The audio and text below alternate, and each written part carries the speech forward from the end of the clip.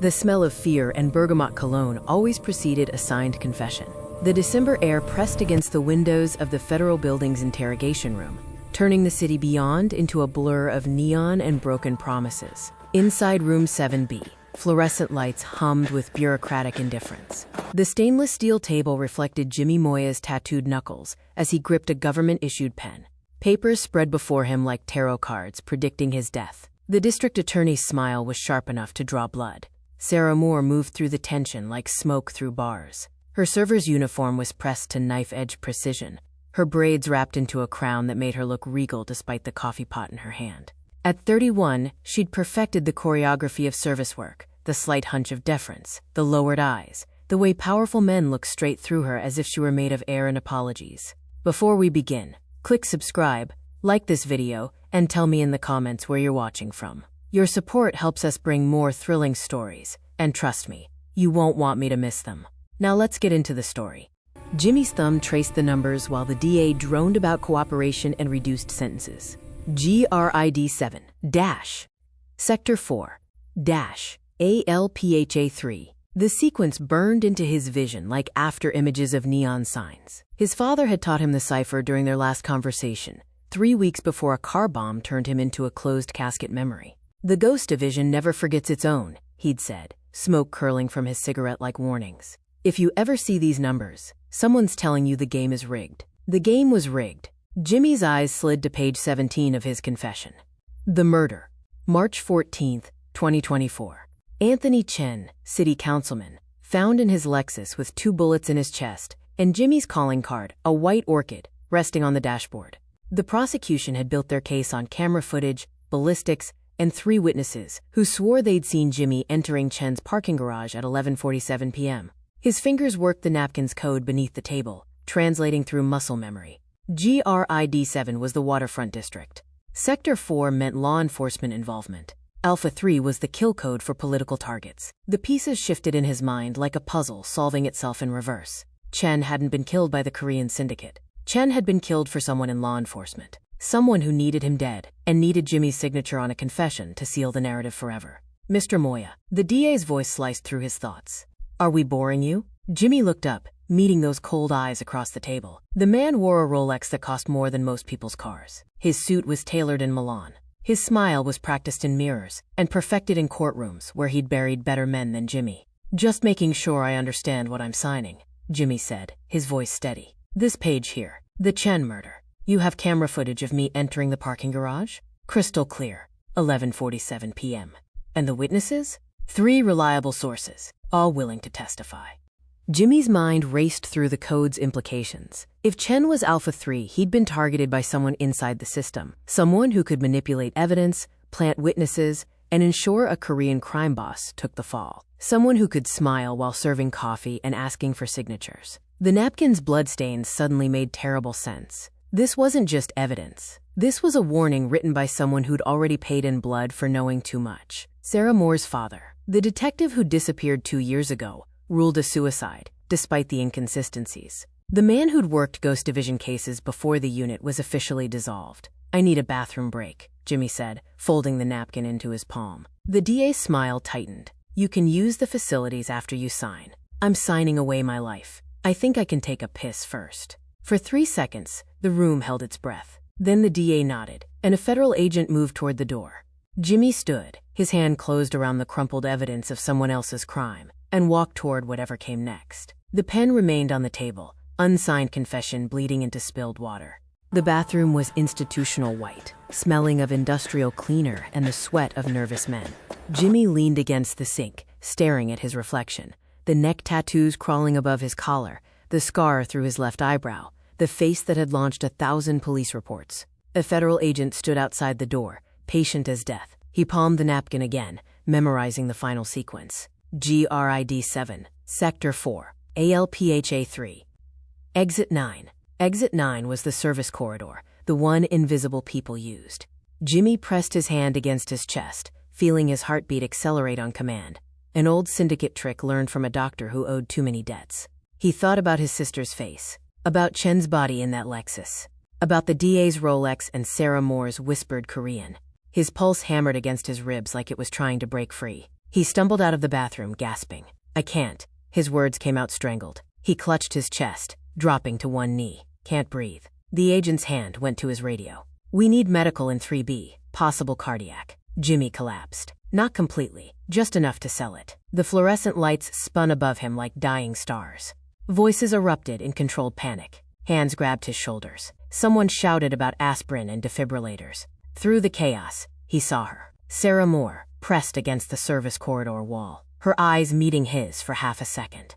She understood. The medical team arrived with a gurney and equipment that beeped urgently. They lifted him, strapped him down, wheeled him toward the elevator. The DA's voice cut through the commotion, demanding assurances this wasn't a trick. But medical emergencies trumped interrogations, even for men about to confess to murder. The elevator doors closed. 3 floors down, the underground parking garage opened before them like a mouth. Jimmy's hand found the gurney strap and released it. He rolled off before the paramedics could react, his dress shoes hitting concrete as alarms began to wail. He ran toward the service exit, toward the black sedan he knew would be waiting, because the Ghost Division always had contingencies. Sarah materialized from behind a support column, her uniform abandoned for dark jeans and a leather jacket. Her braids were loose now, framing her face like a warrior's crown. "You're insane," she said, but she was already running beside him. "You started this." Jimmy hit the door bar. Cold air slapped their faces. The sedan's engine was already running, keys in the ignition. Another ghost's gift. They dove inside as searchlights swept the garage entrance. Jimmy gunned the engine, tires screaming against asphalt. "They'll kill us both now," Sarah said, her voice steady despite the speedometer climbing past 70. "They were always going to kill us." Jimmy yanked the wheel, sending them careening onto the main road. Behind them, 3 federal vehicles emerged, like sharks scenting blood. "The difference is now we know why." Sarah's hand gripped the door handle as they blew through a red light. Her father's watch, the one she'd worn hidden under her sleeve, glinted in the dashboard lights. Somewhere in its mechanism was the truth that would either save them or bury them. The city swallowed them whole, 2 fugitives racing against a confession that would never be signed. The laundromat sat wedged between a pawn shop and a shuttered bodega, the kind of place people passed without seeing. Neon buzzed in the window, Wash and DRI 24 HRS casting pink shadows across cracked sidewalk. At 3 in the morning, the machines hummed their lonely song to an empty room. Sarah led Jimmy past the industrial dryers to a storage closet that smelled of detergent and old secrets. She pressed her palm against a section of wall that looked like every other section. Something clicked. The panel swung inward, revealing stairs descending into darkness. "Ghost Division safe house," she said, flipping a switch that brought dim bulbs to life. One of 12 my father maintained before they murdered him. The basement was larger than it should have been, carved out beneath the building's foundation like a crypt. Metal shelves lined the walls, stacked with supplies that spoke of long-term survival. Canned food, water, medical kits, ammunition. A cot sat in one corner, a desk in another, covered with files and photographs connected by red string, like a conspiracy theorist's fever dream.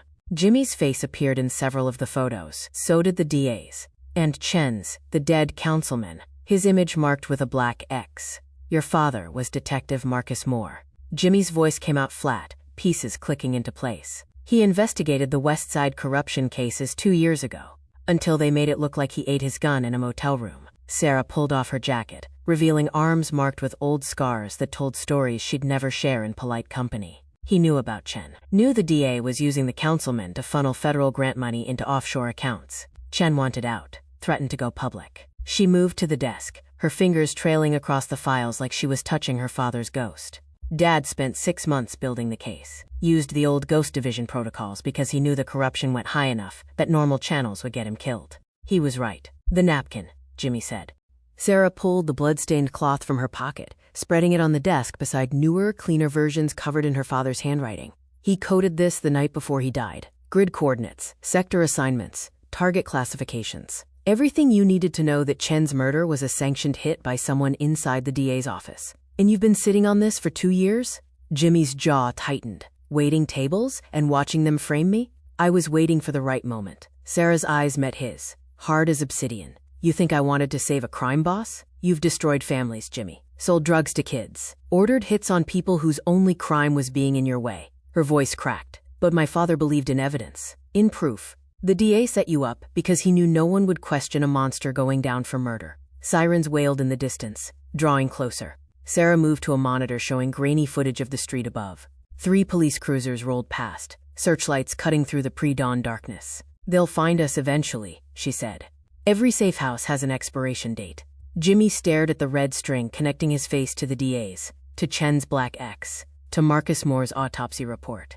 "Your father gave you this napkin to finish what he started." "No." Sarah's reflection appeared in the dark monitor screen beside his. "He gave it to me so I could survive. I'm giving it to you so we both can." Blood had soaked through Jimmy's collar during the escape, a wound he hadn't noticed until Sarah pointed at the dark stains spreading across white cotton. The federal agent's grip had been harder than he'd realized, fingernails catching skin when Jimmy rolled off the gurney. "Sit," Sarah said, pulling a first aid kit from the shelf. Not a request. Jimmy lowered himself onto the metal chair, unbuttoning his shirt. The fabric peeled away from the gash, a 3-inch tear where the agent's wedding ring had caught flesh. Sarah's hands were steady as she cleaned the wound with antiseptic that burned like penance. Her fingers paused at the edge of his neck tattoo. Black ink spiraled down from his jaw, a tiger's face with eyes that seemed to follow movement, its mouth open in a silent roar. Below it, a series of vertical lines, precise as tally marks. 47, Sarah said quietly, counting. 47 lives. Jimmy's voice came out rougher than he intended. Every line is someone who died because of the syndicate. Not by my hand, necessarily, but because of decisions I made, orders I gave, territories I claimed. Sarah's cotton swab moved to a cherry blossom branch that curved along his collarbone. The flowers were delicate, almost beautiful, except each petal was rendered in red ink instead of pink. "My sister got me this one," Jimmy said, "when I was 19, and thought I could keep her safe by building an empire. Each petal is a year I've kept her alive in this business. 12 years. 12 petals. That's not how cherry blossoms work." Sarah pressed gauze against the cleaned wound. "I know." His jaw tightened.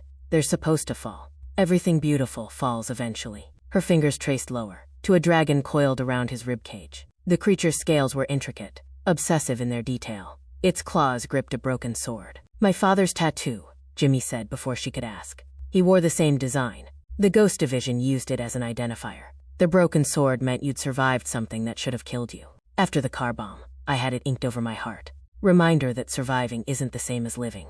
Sarah's hands stilled. When she spoke, her voice carried an edge that could cut glass. "You memorialize the dead while creating more of them. You ink your guilt onto your skin like that makes it meaningful." "It doesn't make it meaningful." Jimmy met her eyes. "It makes it permanent. I can't take back 47 lives. Can't unkill Chen or any of the others. But I can remember. I can wear every failure where I have to see it every morning in the mirror." She taped the gauze in place with more force than necessary. "My father didn't tattoo his failures. He just tried to fix them. And they killed him for it." "Yes." Sarah stepped back, gathering the bloodied cotton and antiseptic. "They killed him because he believed people like you could be stopped. That evidence and law could overcome violence and money." Jimmy rebuttoned his shirt, covering the ink and the history written in permanent markers across his skin. The tiger's eyes disappeared beneath fabric. The cherry blossoms. The broken sword. 47 lines representing 47 reasons he should have signed that confession. "Maybe your father was right," he said. "Maybe I can be stopped." Sarah's laugh was bitter. "You're already stopped, Jimmy. We're hiding in a basement, waiting to be found. The question is whether you get stopped by a bullet or by the truth." Utmus glowed like a neon wound against the night sky. Pink and blue letters flickered above a car lot that never seemed to sell cars, only park expensive ones in neat rows that never moved. The sign's reflection bled across wet asphalt, turning puddles into pools of electric color. Sarah had seen it in her father's files, a front business so obvious it became invisible, hiding the DA's money in plain sight through fake sales and phantom buyers. Jimmy killed the headlights 2 blocks away, letting the sedan coast into shadows. "Your father's notes said the DA keeps his ledgers in the office. Physical copies, old school, too paranoid for digital trails. My father's notes also said this place has security that would make Fort Knox jealous." Sarah checked the Glock she'd taken from the safe house, a weapon that felt foreign in her hands, despite the hours her father had spent teaching her to shoot. "We're walking into a trap. Every door's a trap when you're already dead." Jimmy pulled his own weapon, a 9mm that looked natural as an extension of his arm. "Difference is, we know it's coming." They moved through the lot's perimeter, staying low between vehicles that cost more than most houses. A Mercedes. A Bentley. A Lexus that made Jimmy think of Chen's body and white orchids. The office sat at the lot center, a glass and chrome building that belonged in a corporate park. not next to a street where junkies nodded off in doorways. The door was unlocked. That should have been the first warning. The second was the silence. No alarm. No guard demanding identification. Just the hum of fluorescent lights and the chemical smell of new car interiors. Jimmy crossed the threshold first, his weapon raised. The reception area was empty. Sleek furniture, magazines fanned across a coffee table, a computer monitor glowing with a screensaver of tropical beaches. Beyond it, a hallway stretched toward offices, bathed in that same pink and blue neon bleeding through windows. "Jimmy?" The voice came from the shadows near the back wall. "Been a while, boss." 3 men stepped into the light. Park. Chen's cousin, not the dead councilman, but the enforcer who'd served under Jimmy for 6 years. His gun was pointed at Jimmy's chest. Flanking him were Coe and Martinez, soldiers who'd sworn blood oaths and toasted loyalty over soju in backroom celebrations. "The DA made us a better offer," Park said, his voice flat as a eulogy.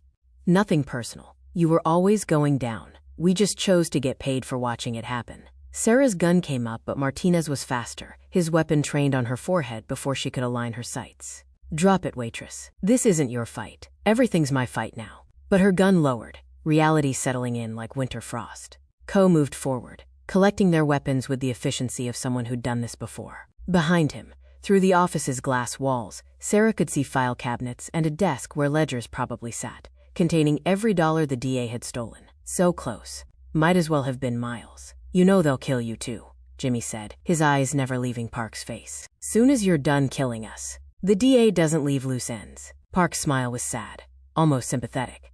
"We know. But at least our families get paid first. That's more than you're offering." The sound of a hammer cocking echoed in the neon-lit silence. Outside, the UTMIS sign flickered, painting their faces in carnival colors, turning an execution into a grotesque light show. The watch had been her father's most prized possession, a vintage Omega Seamaster with a face that reflected decades of wear. Sarah had worn it every day since the funeral, the weight of it a constant reminder against her wrist. Now, in the basement's dim light, she pried open the back casing with a screwdriver that trembled in her fingers. Jimmy stood guard at the monitor, watching police patterns shift through the streets above. They'd escaped UTMIS through a service window, while Park and his men argued about cleanup protocols. Close. Too close. Sarah's ribs still ached where she'd hit the ground running. "Your father was a careful man," Jimmy said, not turning from the screen. "If he hid something, he hid it well." The casing popped free. Sarah's breath caught. Nestled beneath the watch's mechanical heart was a micro SD card, smaller than her fingernail, wrapped in plastic that had yellowed with time. Her hands shook as she extracted it, holding it up to the light like a talisman. "Found it." Jimmy crossed to her in 3 strides. Sarah slid the card into her father's old laptop, a machine that wheezed to life with the reluctance of ancient technology. The screen flickered blue, then settled into a desktop, cluttered with files and folders, organized with detective precision. One folder sat alone in the center. "Insurance." Sarah clicked it. A video file appeared, dated 2 years ago. March 13th, 2024. The day before Chen died. The day before her father's supposed suicide. She pressed play. The video was grainy, shot from a high angle, probably a security camera her father had accessed illegally. The timestamp read 11:47 p.m., a parking garage. Chen's Lexus sat in its designated spot under harsh fluorescent lights. A figure approached the vehicle. Not Jimmy Moya, with his distinctive neck tattoos and broad shoulders. This man was thinner, moved with the practiced confidence of someone who belonged. He wore gloves, opened the Lexus door with a key, not forced entry, sat in the driver's seat beside Chen, who was already slumped against the window. The figure turned, checking his surroundings. His face caught the camera for 3 perfect seconds. District Attorney Robert Vance. His expression was clinical, detached, as he placed something on Chen's dashboard. A white orchid, Jimmy's signature, procured from evidence lockup where they kept syndicate artifacts. Then he raised a pistol, Jimmy's registered weapon stolen from a previous arrest, and fired twice into Chen's already dead body. Staging. Theater. Murder dressed as gang violence. The video continued. Vance exited the vehicle, stripped his gloves, walked calmly toward the elevator. He checked his Rolex, made a phone call, smiled. Sarah's father's voice narrated from off-camera, speaking into a recorder, with the measured tone of a man documenting his own death warrant. This recording shows District Attorney Robert Vance executing Anthony Chen and framing Korean syndicate boss Jimmy Moya. Chen died from poison approximately 2 hours before this footage. Toxicology will show ricin. Vance is covering up Chen's threat to expose federal grant embezzlement. I am copying this to 3 locations. If I die, someone will find it. The truth always. The recording cut off abruptly. Sarah knew what came next.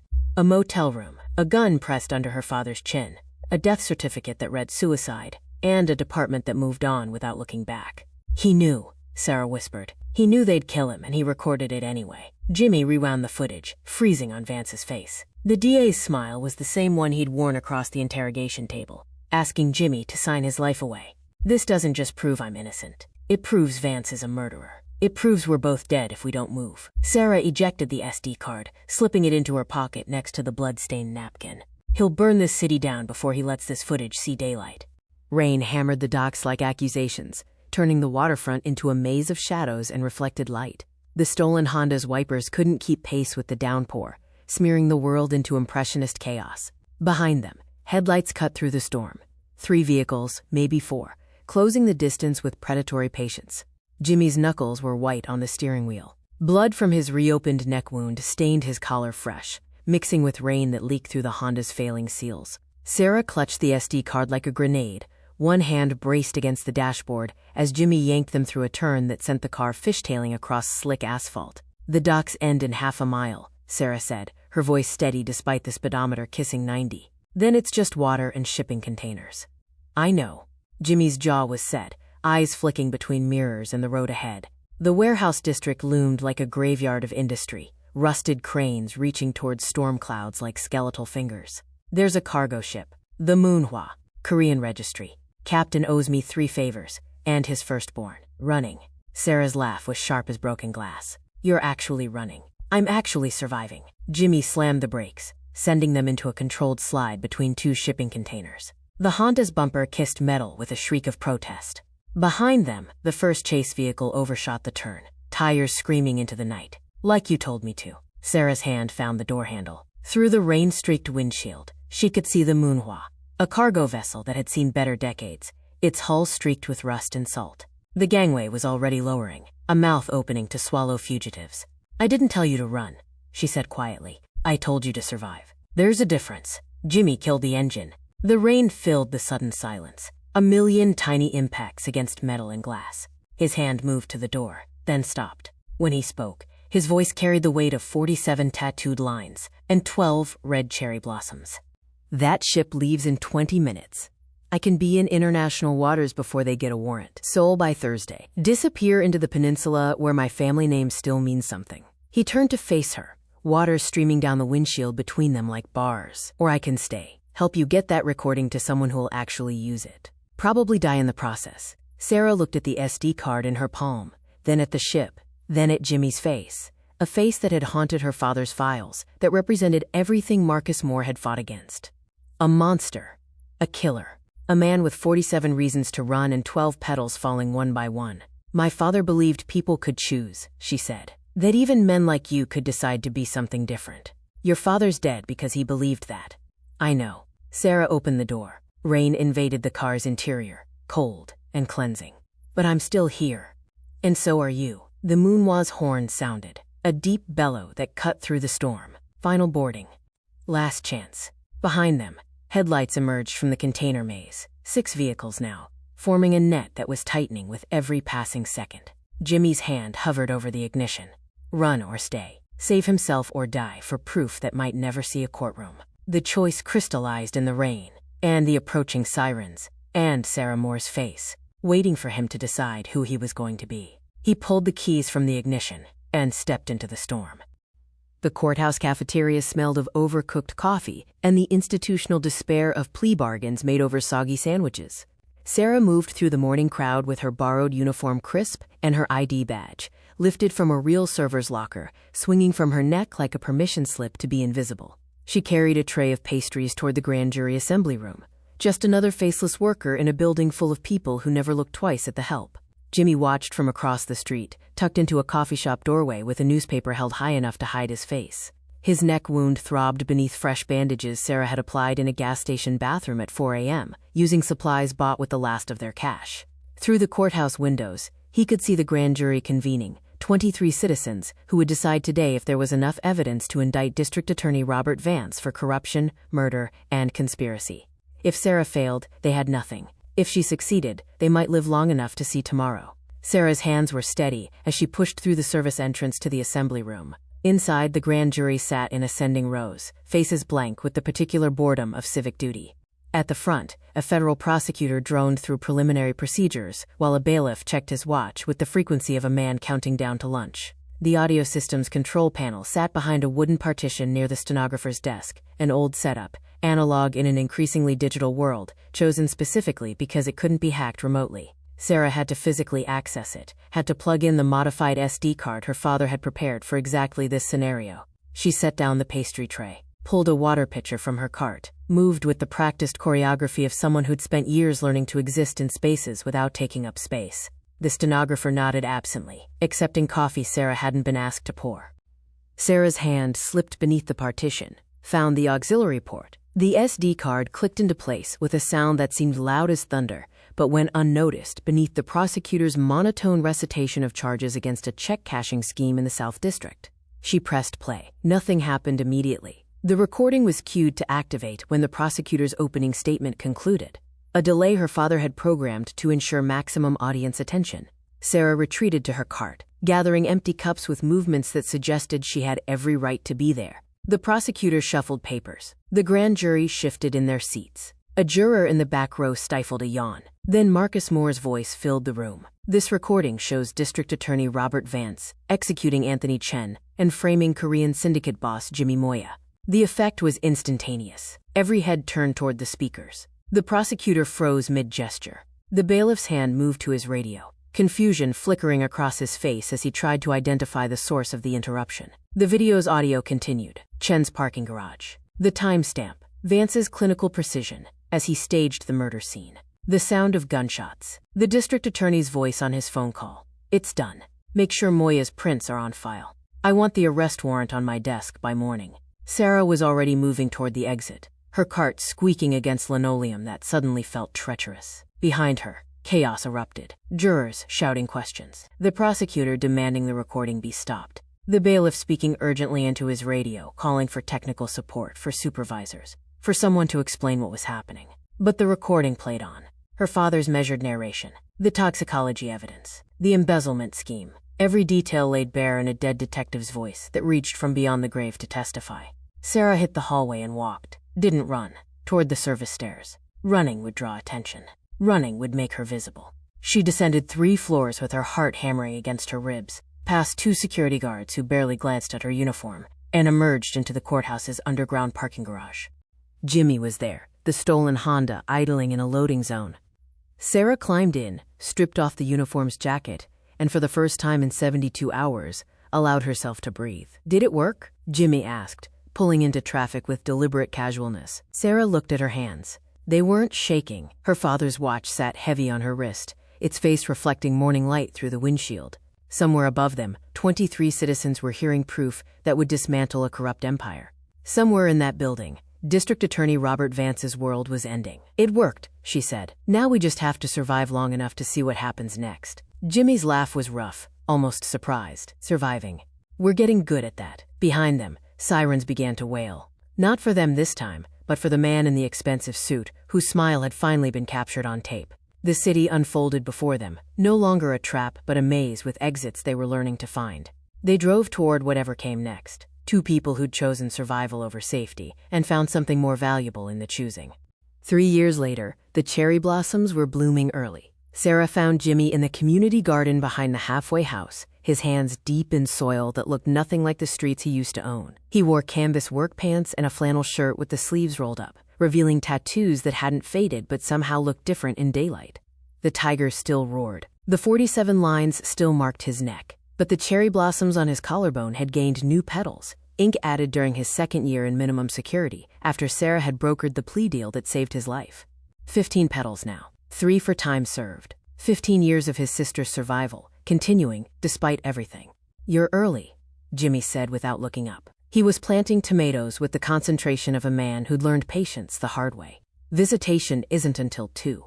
I'm not visiting. Sarah settled onto the garden bench, a structure Jimmy had built himself from reclaimed wood. "I'm working." That made him look up. His face had changed. Not the features, but something behind them. The predatory edge had dulled, replaced by something quieter. Something that might have been peace, or at least its distant cousin. "Working," he repeated. Sarah pulled a folder from her bag, the kind that carried official weight. "The district hired me as a victim advocate, helping families navigate the system after violent crimes." She paused, letting him absorb that. "There's a boy, 16. His father was killed in a gang shooting. Iron Sights territory. He's angry, Jimmy. The kind of angry that gets channeled into revenge if someone doesn't intervene." Jimmy's hands stilled in the dirt. "And you want me to talk to him? I want you to tell him what 47 lines feel like. What it costs to carry that weight." Sarah leaned forward, her father's watch catching sunlight. She still wore it, would always wear it. "The DA's in federal prison. Your empire's dismantled. Park and the others who turned on you are serving their own sentences. But kids are still joining crews, still thinking violence is the only language that matters." "I'm not a counselor, Sarah. He stopped. The old label's not fitting anymore. "Not quite. You're someone who chose differently," she finished. "Eventually. That matters." The garden was quiet, except for birdsong and the distant sound of traffic. The halfway house sat on the edge of the city, close enough to remember but far enough to rebuild. Jimmy had 6 months left on his supervised release. After that, he'd be free, or as free as a man with his history could be. "Your father would have hated this," Jimmy said, brushing soil from his hands. "Me walking around, breathing, growing vegetables while the people I hurt are still buried. My father believed in evidence and proof." Sarah's voice was steady. "He died for it. But I think he also believed in change. That people could be more than the worst thing they'd ever done." She handed him the folder. "The boy's name is Marcus. I named him after my dad. Foster kid I've been working with since the DA's trial. He needs to hear from someone who's been where he is." Jimmy opened the folder, studying the intake photo of a teenager whose eyes held the same hardness Jimmy remembered from his own reflection at 16. "When?" "Tomorrow, if you're ready." He looked at the tomato plants, small and vulnerable in their careful rows. At his hands, stained with soil instead of blood. At Sarah Moore, who'd saved his life by risking her own. Who'd turned a blood-stained napkin into something that resembled justice. "I'm not sure I'll ever be ready," he said. "But I'll be there." Sarah stood, preparing to leave. At the garden gate, she paused. "The plea deal had a condition you didn't know about. I requested it specifically." Jimmy waited. No more tattoos. No more lines. No more markers of guilt. Her smile was small, almost sad. "You've carried enough, Jimmy. Time to let some of it go." She left him there among the cherry blossoms and tomato plants, a reformed crime boss counting the years he'd kept his sister alive and wondering how many more he might earn. The sun moved across the garden, casting shadows that looked less like bars and more like the natural passage of time. Inside the folder, young Marcus stared out from his photo, angry and scared and waiting for someone to show him a different way. Jimmy closed the file and returned to his planting, hands working soil that would grow something instead of bury it. The future stretched ahead, uncertain but no longer written in blood and coated napkins. Just soil and seeds and the possibility that survival could evolve into something more. Thanks for watching. Please like, comment, and subscribe.